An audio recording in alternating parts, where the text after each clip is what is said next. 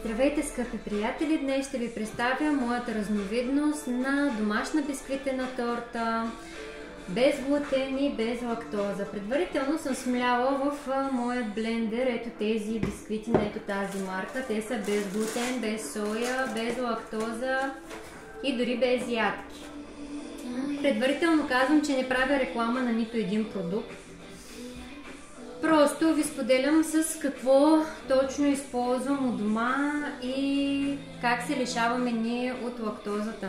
Използвам главно продуктите на Lidl на ето тази марка Pilus.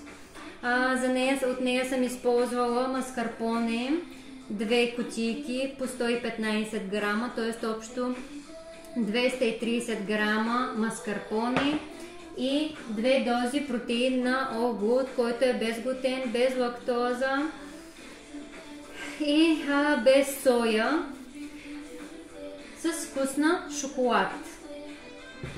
Как правя всичко? Тук вече съм си приготвила сместа, както ви споделих, с маскарпонето и протеин. За подсладител добавям агаве, което представлява ето този вид агаве сироп на вкус. Аз лично добавям 2 ето такива супени лъжици от този сироп. Добавям по равни количества блендирани бисквитки на дъното. Предпочитам ги блендирани, защото консистенцията по-лесно се получава, тъй като не сме правили соса, то е без варене.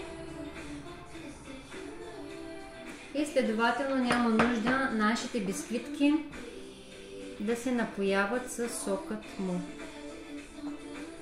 Ето така заравнявам внимателно. Отгоре добавям още 2 супени лъжички.